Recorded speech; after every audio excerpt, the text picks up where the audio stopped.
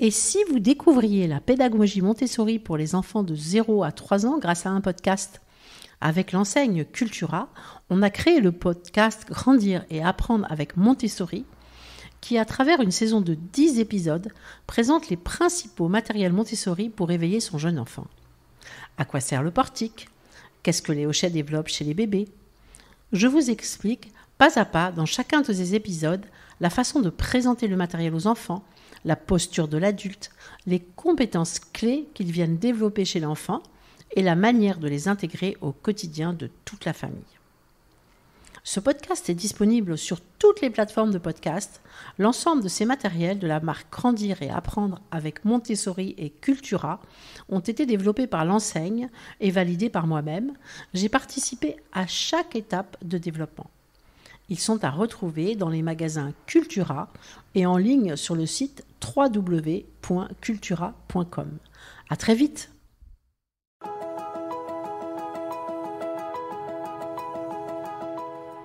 Bonjour à tous, ici Stéphanie, c'est moi, et Sylvie Descleb pour un nouvel épisode du podcast Les Adultes de demain. Les Adultes de demain, c'est un échange autour de l'éducation et la parentalité pour éduquer autrement. C'est aussi un livre qui s'intitule Offrir le meilleur aux enfants aux éditions Hatier. Vous trouverez le lien sur notre compte Instagram et sur notre site internet lesadultesdedemain.com.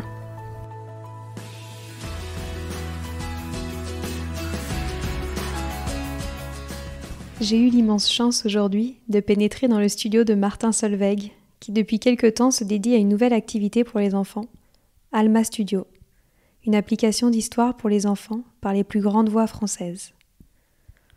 On a parlé de sa parentalité, lui qui a eu 2 filles, de sa vision de l'éducation, de l'importance du développement du sens auditif dès le plus jeune âge, de sa nouvelle casquette d'entrepreneur, et surtout de ce magnifique projet qui fait voyager les enfants dans de nouveaux univers si justement écrits. On adore les histoires d'Alma Studio, et je vous invite donc à la suite de cet épisode de découvrir cette très belle application. Je vous souhaite une bonne écoute. Merci Martin d'avoir accepté mon invitation dans mon podcast Les Adultes de demain. Merci à toi. Et si le monde te connaît pour tes grands talents de DJ, ce n'est pas pour ça que je suis avec toi aujourd'hui. Pour ceux qui ne le savent pas encore, tu as ajouté une nouvelle corde à ton arc dans le domaine de l'éducation, puisque tu es le fondateur d'Alma Studio, une application d'histoire audio originale, sans écran, pour les 3 à 10 ans, racontée par les plus grandes voix françaises, Gad Elmaleh, Géraldine Nakache, Gérard Jugnot, et j'en passe. Chaque semaine, de nouvelles histoires sont publiées, et cela pour un abonnement mensuel ou annuel sans engagement. On reviendra là-dessus. Comme je te le disais en off, j'aime toujours beaucoup entendre mes invités parler de leur rapport à leur parentalité. Si je ne me trompe pas, tu es le père de 2 filles, et j'aimerais ainsi savoir comment est-ce que tu as vécu cette nouvelle aventure dans ta vie. Alors ça s'est très bien passé pour moi. Je pense que c'est toujours sincèrement un peu plus facile pour les papas que pour les mamans l'arrivée des enfants. Parce que c'est vrai que pour les mamans c'est beaucoup de pression, de responsabilité. Je sais aussi parfois de culpabilité.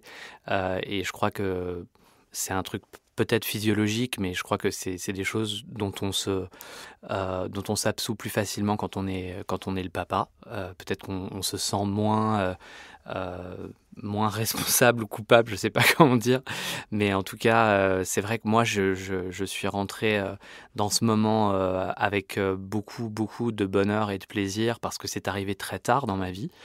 J'ai eu ma première fille à 38 ans, donc j'ai eu vraiment le temps d'abord d'y penser, ensuite de rencontrer mon épouse avec qui on avait vécu déjà 7 ans avant d'avoir un premier enfant, et c'est vrai que oui, Alma, notre première fille, on l'attendait beaucoup, et donc ça a été une décharge de bonheur à tous les niveaux, et puis bien sûr une décharge d'adrénaline, de la découverte de plein de choses qu'on n'imaginait pas, même si tout le monde nous avait prévenus, mais on n'imaginait pas, et surtout pour moi c'est un point pivot dans ma vie complet, parce qu'il y a vraiment la vie avant mes enfants et la vie après mes enfants, et c'est vrai que ça s'est opéré assez vite pendant les 2 premières années de la vie d'Alma. J'ai réalisé que le centre de gravité de ma vie avait beaucoup changé, et que ça avait un peu révolutionner tout à l'intérieur, les priorités, des choses de vision, des éléments de vision d'ensemble, philosophique un peu sur la vie, puisque voilà, on n'est plus seul, on n'est plus un couple, on est des parents, et donc on a la responsabilité d'enfants qui, d'une certaine manière, n'avaient rien demandé, mais qui maintenant sont là, donc il faut les accompagner autant que possible dans un monde qui n'est pas évident. Et est-ce que tu as découvert de nouvelles choses sur toi quand tu es devenu père ? J'ai découvert beaucoup de nouvelles choses sur moi. Alors, pour certaines, je pensais, disons que c'était moins une surprise. J'ai été aussi le grand frère de 2 petites sœurs, dont la dernière qui était une plus petite sœur, qui avait 7 ans de moins que moi, dont je me suis pas mal occupé. Donc, naturellement, j'ai retrouvé des choses qui m'ont d'ailleurs ramené à cette époque où je m'occupais un peu de mes sœurs. Et puis, oui, c'est un peu en écho à ce que je te disais tout à l'heure. C'est vrai que je savais pas forcément que j'allais le formuler comme ça, mais si tu veux, au moment où Alma est arrivée, la personne la plus importante du jour au lendemain sur Terre, c'était devenue elle. Et ça, c'est forcément quand même un peu un choc, parce que c'est quelqu'un que tu ne connais pas un jour avant, et qui, un jour après, devient la personne la plus importante sur Terre pour toi. Et c'est pas, je veux dire, c'est pas quelqu'un qui m'a dit c'est comme ça, c'est vraiment moi qui l'ai vécu ou qui le ressens comme ça. Et c'est d'ailleurs très bien qu'on ait eu aussi une deuxième petite fille qui s'appelle Gaïa, parce que ça m'a permis aussi de, justement, peut-être de trouver un meilleur équilibre de papa, en ayant 2 filles, et en me disant que c'est plus une seule, c'est plus une seule personne la chose la plus importante, c'est 2. Et ça marche bien. D'ailleurs, j'étais un peu inquiet pour ça, pour l'arrivée de la deuxième. Je me disais, est-ce que j'ai assez de place pour dans mon cœur, dans ma tête pour elle. Et en fait, effectivement, c'est comme dans les livres, le cœur grossit et double de taille, la tête aussi, et on trouve tout l'espace nécessaire. Une petite question que je me posais, c'est dans l'éducation que tu offres à tes filles, est-ce qu'il y a des choses, des points sur lesquels tu es particulièrement vigilant ? Oui, il y a beaucoup de points. Je suis un papa assez chiant, si tu peux m'excuser ce terme. Il y a aujourd'hui, donc elles ont 3 et 7 ans, aujourd'hui, un attachement un peu extrême à la courtoisie. Je veux que mes filles disent bonjour madame, bonjour monsieur, prennent le temps, regardent les autres, aient conscience qu'elles ne sont pas seules dans leur environnement, que ce soit quand on monte dans un bus ou quand on va au cinéma ou qu'on fait une activité. En fait, toutes les personnes autour de nous, dans les files d'attente, etc., méritent considération. Et pour moi, c'est très important. Les enfants, ils sont un peu dans leur bulle, ils sont un peu dans leur monde. Et donc, je saoule beaucoup mes filles, surtout la grande Alma, qui est particulièrement une créative, et donc quelqu'un qui a un très gros inner life, une très grosse vie intérieure. Je lui dis, Alma, on est dans un environnement avec des gens, je veux que tu fasses attention aux gens, je veux que tu les salues, mais pas que tu les salues comme ça, bonjour, non, bonjour monsieur, tu vois, c'est pour de vrai, c'est pas juste un truc dont on se débarrasse, voilà. Donc voilà, par exemple, le genre de truc sur lequel je suis assez ennuyeux. Mon épouse, c'est plutôt la façon de se comporter à table qui est son grand truc, mais globalement on essaye de donner ce qu'on appelle dans le jargon un peu conservateur et relou une bonne éducation, mais pourquoi en fait ça en revanche on leur explique pourquoi dès maintenant, pourquoi on le fait, c'est parce que ça change tout, et que en fait quand on a appris très tôt à faire attention à l'autre, dans sa vie de tous les jours, eh bien, en fait, ça enlève beaucoup de problèmes qu'on peut rencontrer dans ses relations. Et moi, je crois ça tous les jours dans ma vie, par exemple, de musicien et de producteur, où je travaille avec beaucoup de jeunes talents, artistes, féminins, masculins, de tous les pays, de tous les environs. Et je vois bien que c'est pas un hasard si, par exemple, voilà, quelqu'un avec qui j'ai discuté il y a pas longtemps, un mec comme Bono, a eu autant de succès et a pu aussi bien convertir ses idées, etc. C'est aussi parce qu'il avait cette considération et qu'il l'a bien sûr encore toujours. Et c'était vrai aussi avec Madonna. Et en fait, on se rend compte que les très grands, même s'ils peuvent être très occupés, etc., bah, en fait, c'est des gens qui font attention aux autres. Et donc, je trouve que c'est une bonne idée de partir de ce bon pied. Si on parle maintenant de cette nouvelle aventure entrepreneuriale qui est Amal Studio, j'aimerais que tu me dises comment est née cette envie de créer une application pour les enfants. Je suppose qu'elle a évidemment été très inspirée par l'arrivée de tes filles. Eh bien, beaucoup de choses m'ont donné envie de créer Alma Studio. La première, évidemment, c'est déjà d'avoir des enfants. Et ça, c'est sûr que c'est assez central dans l'idée, puisque en fait, c'est quelque chose que j'avais envie de faire pour mes enfants, pour partager avec eux, et même en élargissant un peu le débat, avec une visée sur les générations futures, puisque moi j'ai eu beaucoup de chance dans ma vie et dans ma carrière, j'estime avoir eu beaucoup de chance, et donc la chose qui maintenant va m'importer dans la deuxième partie de ma vie et de ma carrière, ça va être aussi le partage de ça, et la chose qu'on a le plus précieux au monde, selon moi et selon un de mes mentors qui est Jacques Attali, c'est le temps. Et donc, si je peux donner du temps aux générations futures, je trouve que c'est, d'une certaine manière, j'ai l'impression de remplir un peu ma mission. Et c'est pas une corvée du tout. C'est quelque chose que je fais avec passion parce que c'est ce qui donne un peu, je pense, du sens à ma vie. En tout cas, c'est comme ça que je le vois. Donc, il y avait bien sûr mes filles en première ligne qui m'ont inspiré, je dirais, totalement le projet Alma Studio. Ensuite, il y avait ce constat que l'audio est vraiment le parent pauvre du divertissement pour les enfants. Je me suis vraiment retrouvé confronté à ça avec Alma quand elle avait 2-3 ans et qu'elle a commencé à s'immerger dans l'audio et dans les podcasts. Il y avait bien sûr plein de choses proposées, mais je trouvais que ces choses étaient d'une qualité inégale, pas toujours très bien écrites, pas toujours adaptées pour les enfants, que le travail qu'on appelle entre guillemets de curation, c'est-à-dire le fait que nous, en tant que parents, il faille pratiquement tout écouter avant pour savoir ce qui allait fonctionner, etc., n'était pas bien géré par les plateformes de podcast de type Spotify, etc., parce qu'en fait, c'est des gens qui font du flux et du contenu, et donc ils sont pas forcément... Après, ils se disent, bon, bah, de toute façon, il y aura des classements, et puis bah, les meilleurs remonteront, etc. Mais pour les enfants, c'est pas comme ça. Pour les enfants, il y a des notions d'âge. Ce qui convient à un enfant de 3 ans convient pas forcément à un enfant de 5 ou un enfant de 7. Et en fait, pour moi, toutes ces choses-là étaient pas abordées.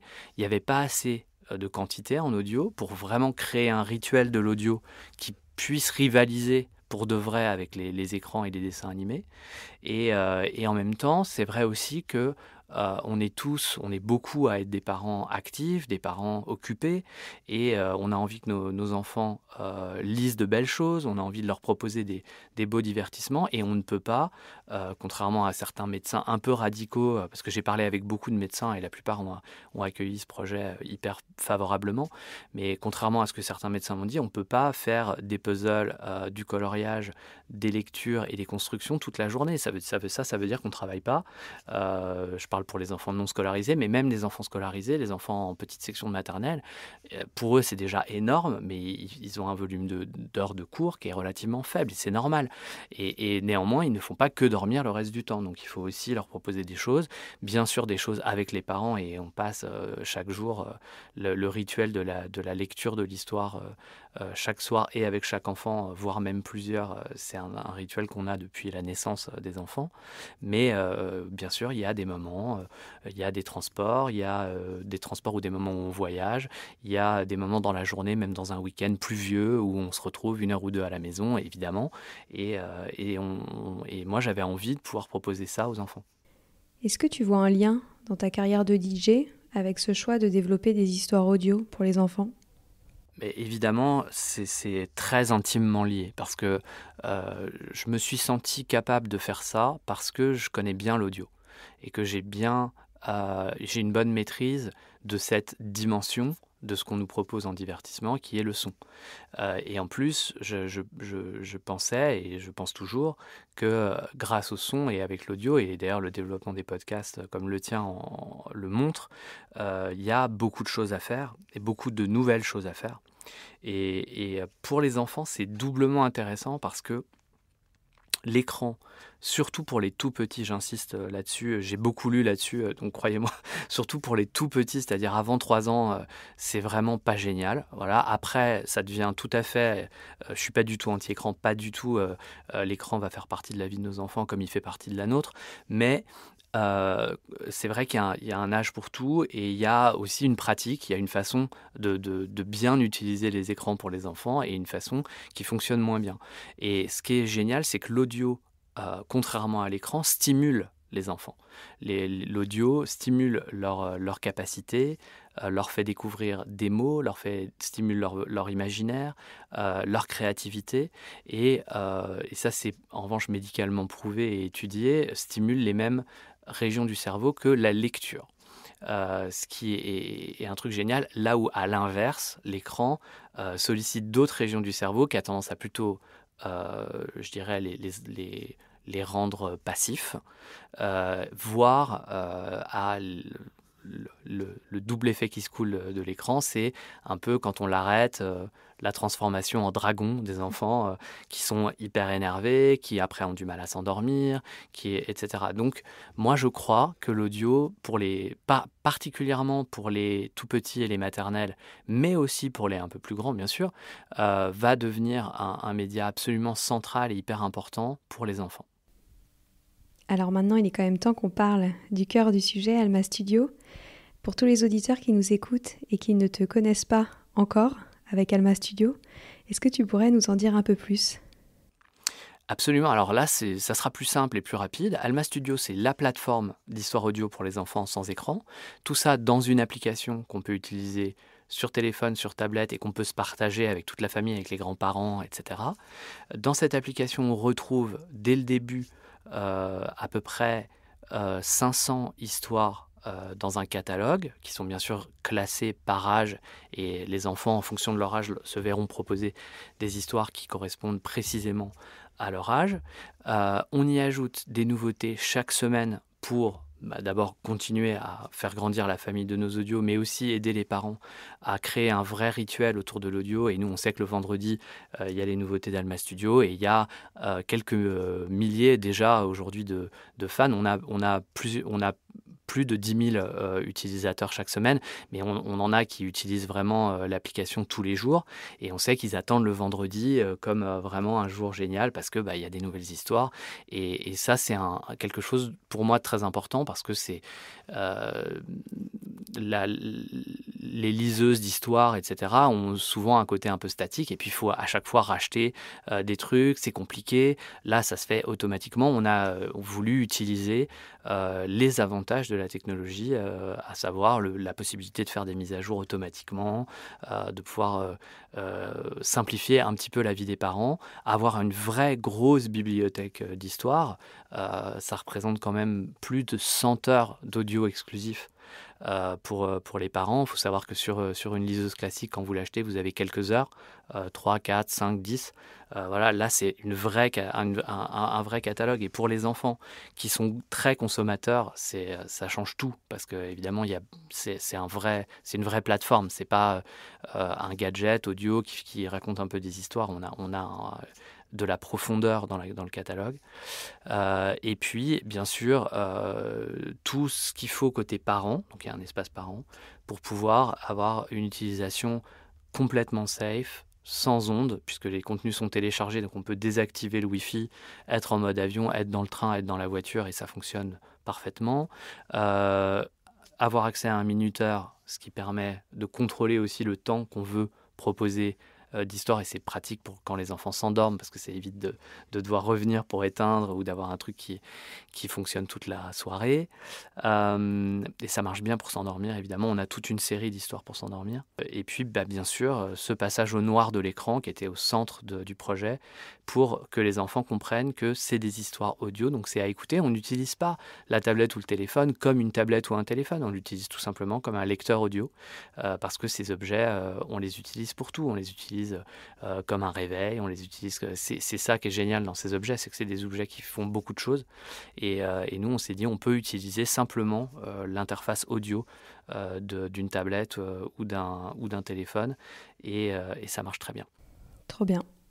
Et je me demandais, comment est-ce que vous concevez les histoires ? Alors, je ne conçois pas les histoires. Ça, je ne sais pas faire. Nous collaborons avec aujourd'hui presque 30 autrices et auteurs jeunesse, qui sont tous des personnes habituées à écrire pour les enfants et à hauteur d'enfants.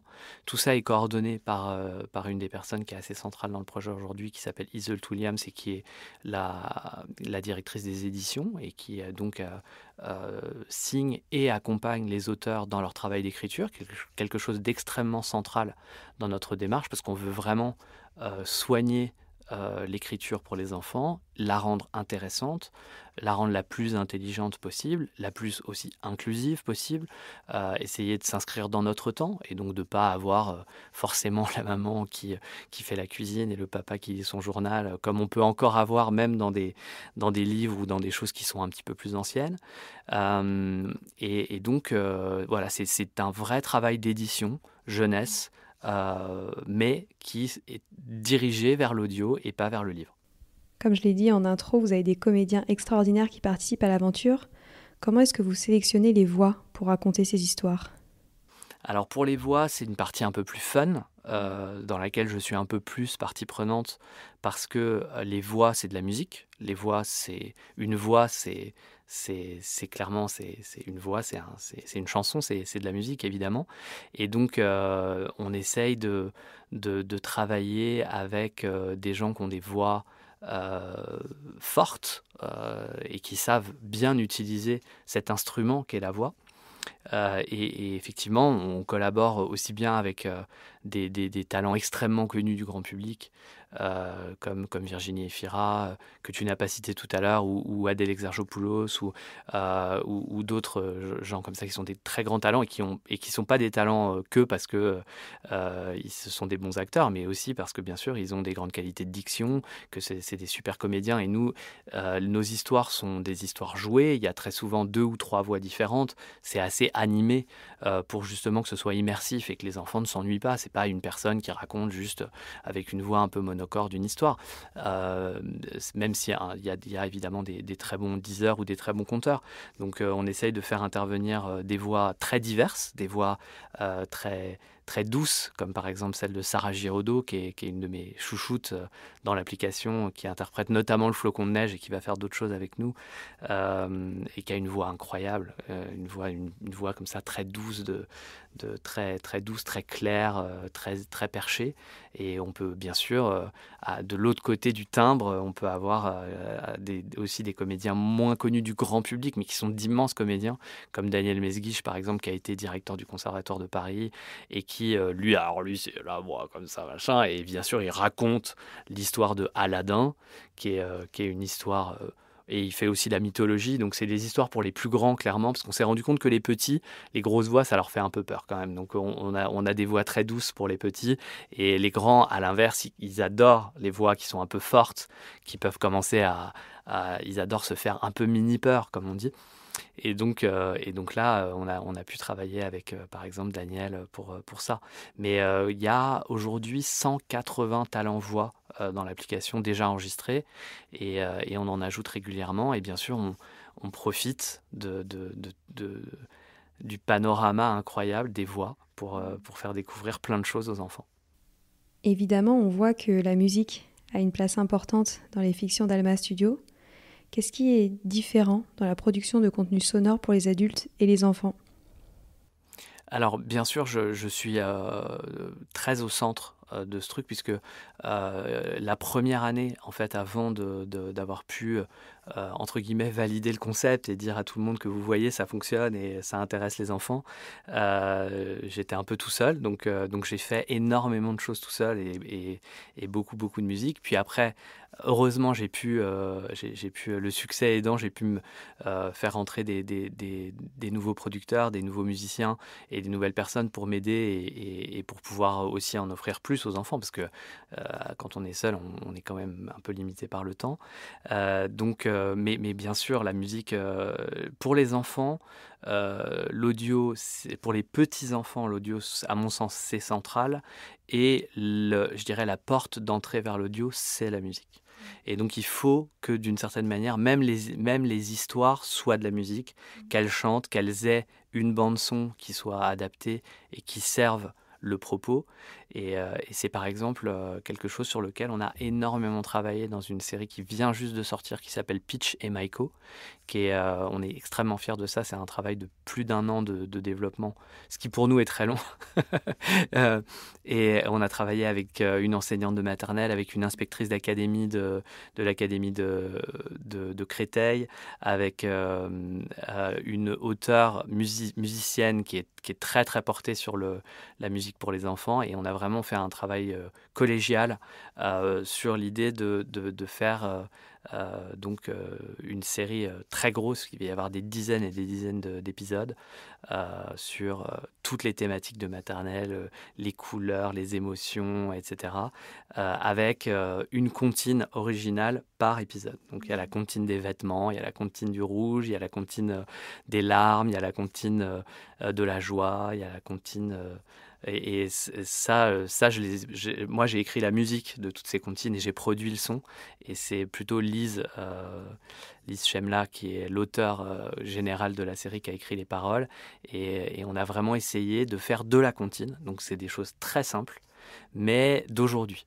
Voilà, c'est vrai que le patrimoine, c'est important, comme me le répétait l'institutrice de ma petite Gaïa. Mais c'est vrai que j'ai du Montauban dans ma tabatière. Je trouve parfois que c'est un peu bizarre pour des enfants de 3-4 ans et que je trouvais que c'était possible d'aborder ce champ de travail qu'est la comptine. Et franchement, on s'est bien éclaté avec ça.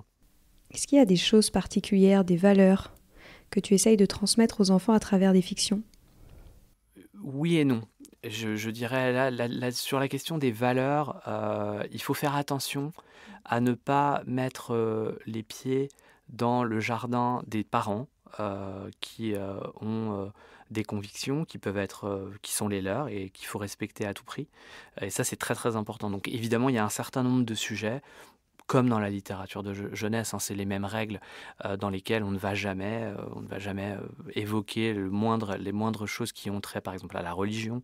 Ça ne nous regarde pas. Les religions, c'est propre à chacun et à chaque parent. Et puis, il y a un certain nombre de choses comme ça. Après, nous, en fait, on essaye d'être le plus naturel possible et d'être le plus en connexion avec le monde dans lequel on vit. On est quasiment exclusivement des auteurs et des autrices français et françaises. Donc c'est vrai que ça part de là. En revanche, c'est pas que des Parisiens, c'est beaucoup de gens qui viennent des différentes régions de la France. On essaie de s'inscrire tout simplement dans ce que les enfants vivent à l'école, en fait, tout simplement. Alors comme on l'a déjà dit, le sens auditif chez les enfants pour toi c'est essentiel, mais j'ai remarqué quand je me suis baladée sur l'application que les illustrations des histoires étaient également très travaillées et que donc le sens visuel était également mis en avant auprès des jeunes. Est-ce que c'est important pour toi, ce travail d'illustration ? L'illustration s'éteint quand l'histoire commence. Mais en revanche, pour guider les enfants dans le choix des histoires, ils ont 2 repères. Ils ont l'audio aussi, puisque quand ils se promènent ils font glisser un peu les pastilles pour choisir leur histoire. Il y a le nom de l'histoire ou du héros qui est dit, comme par exemple Joe le cerveau, ils entendent, ils voient la petite photo, la petite image, illustration de Joe le cerveau, et ils entendent Joe le cerveau. Et ensuite, en cliquant sur Joe le cerveau, ils vont accéder à toutes les histoires de Joe le cerveau, et ils vont pouvoir choisir entre les poumons, les yeux, etc. Et à chaque fois, ça va leur être dit, parce qu'il ne faut pas oublier que la plupart des enfants qui utilisent Alma Studio ne lisent pas encore. Néanmoins, effectivement, en support de ça, de toute façon, on allait mettre un visuel. Donc, autant mettre un beau visuel, et autant mettre un visuel aussi qui, je dirais, va dans le sens de ce que l'auteur a voulu faire passer. Typiquement, Joe le cerveau, c'est une histoire extrêmement moderne dont le héros est le cerveau d'un petit garçon. Et donc, c'est lui, en fait, qui raconte l'histoire et c'est lui qui va parler à ses copains, les poumons, les pieds, les ongles, en fonction de ce qui est la peau, en fonction de ce qui se passe. Et donc, ça, c'est quelque chose qui avait une approche très moderne, aussi très moderne dans les musiques, dans les sons, etc., qui sont des sons très modernes.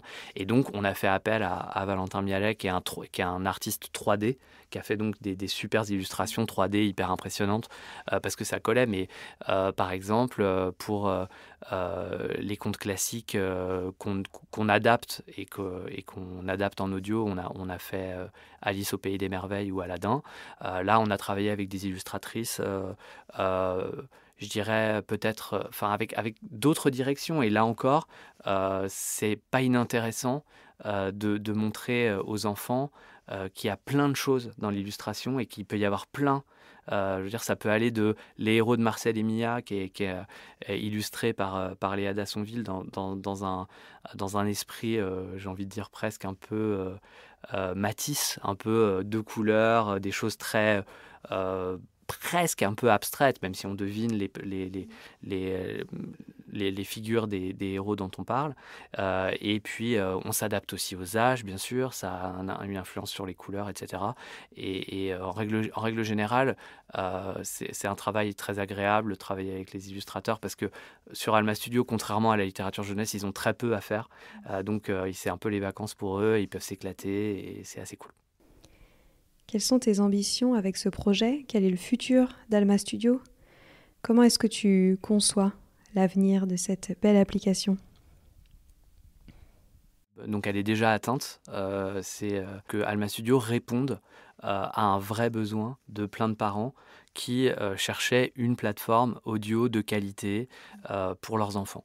Et donc c'est vrai que c'est ça qui est très valorisant dans ce projet, c'est que dès la première année, là ça fait 2 ans maintenant qu'on opère, dès la première année, on a reçu plein de messages de parents qui nous ont dit on passait 3 heures à endormir notre fille, maintenant elle a son petit rendez-vous avec Alma Studio et puis ça l'endort, donc en un quart d'heure elle s'endort, elle dort mieux, elle dort plus longtemps, elle est plus en forme, elle capte du vocabulaire. On a plein de retours comme ça très positifs et je dirais que l'ambition première elle est là et c'est l'ambition aussi principale, c'est-à-dire que les enfants et les parents, la valeur ajoutée bien-être et positive pour les enfants et les parents, c'est la ligne numéro 1 de réussite de ce projet. Après, bien sûr, on a envie de grossir, on a envie de grandir et de se développer à l'étranger. On est en train de faire traduire nos histoires pour pouvoir proposer Alma Studio dans d'autres langues et dans d'autres pays. Avec cette nouvelle aventure, tu es venu ajouter une corde à ton arc. Est-ce que tu as découvert quelque chose de nouveau avec cette nouvelle casquette d'entrepreneur ? Alors cette casquette d'entrepreneur, la partie entrepreneur n'est pas celle qui m'intéresse le plus, mais comme c'est un projet que j'ai construit avec 2 autres entrepreneurs et amis qui partageaient justement les valeurs de départ du projet, je dirais qu'ils me laissent assez tranquille et ils me font confiance et donc on n'est pas trop embêté par ces considérations-là. Non, évidemment c'est super intéressant. Il va y avoir aujourd'hui on est encore une très petite équipe et c'est aussi un peu ce qui fait notre force aujourd'hui. Je sais que si on continue à grandir, il va falloir que cette équipe grossisse et ça sera un gros challenge de l'avenir de réussir à intégrer des nouveaux talents dans cette équipe sans déstabiliser justement les beaux rouages qu'on a pu installer avec les premiers. Oui, bien sûr, c'est une découverte de nouvelles choses, donc c'est enrichissant, mais je dois dire que le matin quand je vais au studio, que ce soit pour faire de la musique, parce que j'ai quand même un nouvel album qui va sortir l'année prochaine, ou pour travailler sur Alma Studio, c'est vrai que je sais que je vais faire de la création autour de la musique et du son, et donc c'est ma vie. Et j'ai une toute dernière question pour les auditeurs qui ne connaissent pas encore Alma Studio. Est-ce que tu aurais une histoire à recommander en fonction des différents âges des enfants ? L'appli est assez bien faite, donc en fonction, le seul critère de sélection pour des histoires, parce qu'on ne collecte aucune donnée, et donc on ne sait pas ce que les enfants écoutent, à quel moment, etc. C'est bien, parce que on n'a pas, ça ne nous regarde pas d'une certaine manière, mais le critère d'âge est important, parce que bien sûr il y a des histoires qui ne correspondent pas, et donc les petits de 3 ans vont... ou en tout cas dès le début vont pouvoir écouter Pitch et Maiko, donc qui est notre grosse sortie et qui a l'air de démarrer très fort, et puis bien sûr notre grand classique pour cet âge-là qui est Gigi et Pipo, qui est une merveilleuse série d'histoires d'une petite girafe qui a plein de problèmes, et heureusement elle a des super amis qui l'aident toujours à régler ses problèmes, et c'est top. Mais il y a aussi pour les 5-6 ans deux gros hits que sont Joe le cerveau, donc l'histoire sur le corps humain, et ça les enfants adorent comprendre comment fonctionne leur corps, et puis Sonia pas de souci, qui est une histoire un peu fofolle d'une petite fille de 7 ans qui s'appelle Sonia, et c'est elle qui raconte en fait, et donc c'est elle qui raconte ses journées à l'école, c'est elle qui raconte les problèmes de ses parents, etc. C'est très léger, et c'est surtout super bien servi par la comédienne qui fait la voix de Sonia, qui s'appelle Dorothée Pousseau, qui est une énorme star de l'animation, qui fait la voix de plein de dessins animés extrêmement connus, etc. Et ça c'est top.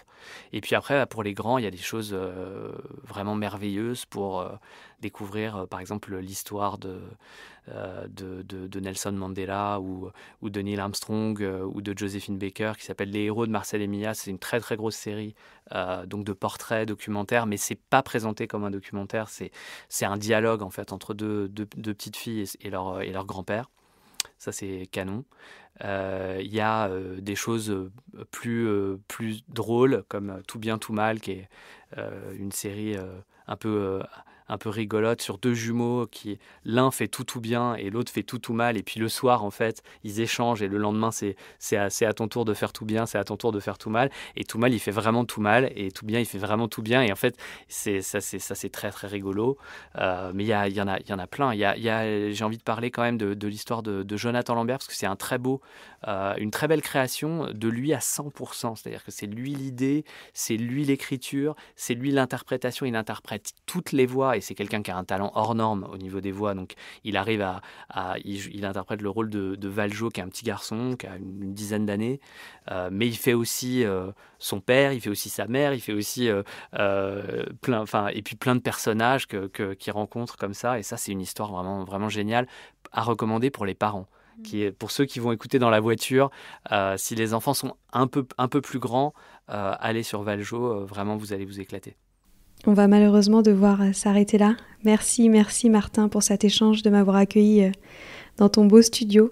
Je suis certaine que les auditeurs vont se ruer sur Alma Studio après ce beau partage. Merci beaucoup, c'est très gentil.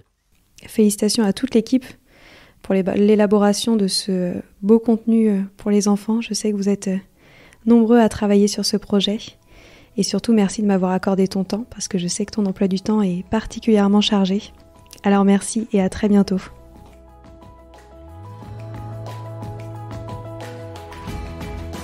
Voilà, c'est fini pour aujourd'hui.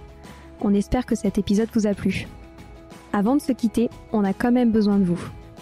Si après avoir écouté cet exposé, vous ressortez avec plein d'idées pour apporter le meilleur aux enfants, n'oubliez pas de nous laisser 5 étoiles et un petit commentaire sur Apple Podcasts, sur iTunes ou toute autre plateforme d'écoute de podcast. Cela nous aidera à mieux ressortir et surtout à nous motiver pour continuer cette aventure ensemble. Si vous avez des suggestions, des idées de thèmes, des questions à poser, n'hésitez pas à nous contacter sur les réseaux sociaux, Instagram ou LinkedIn, en tapant « Les adultes de demain ».